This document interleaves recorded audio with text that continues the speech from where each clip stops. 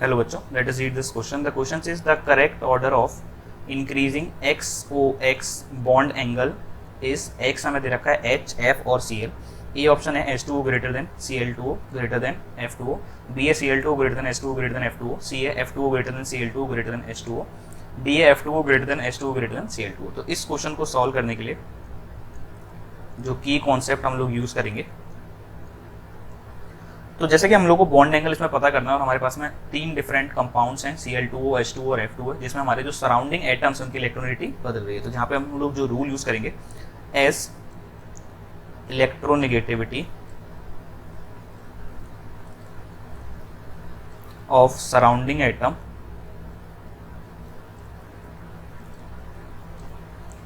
Increases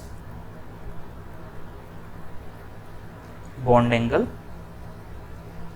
decreases. ठीक है, तो अगर आपके सराउंडिंग एटम की इलेक्ट्रोनेगेटिविटी इंक्रीज होती है तो बॉन्ड एंगल डिक्रीज होता है. पहला कॉन्सेप्ट जो यूज करेंगे.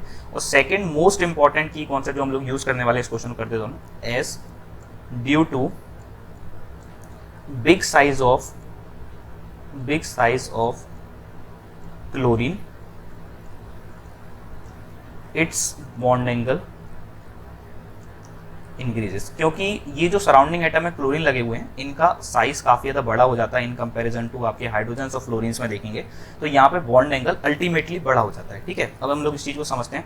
तो हमारे पास में एक है Cl2O, एक है H2O, एक है F2O. अगर हम लोग जनरल रूल से जाएंगे तो हमारे पास में एक क्लोरीन सराउंडिंग एटम है, एक हाइड्रोजन और एक फ्लोरीन है. तो अगर हम लोग इलेक्ट्रोनेगेटिव रूल से जाएंगे तो सबसे ज्यादा इलेक्ट्रोनेगेटिव किसकी है? फ्लोरीन की. तो इसका बॉन्ड एंगल सबसे कम हो जाएगा. ठीक है भाई, बॉन्ड एंगल इसका सबसे कम हो गया.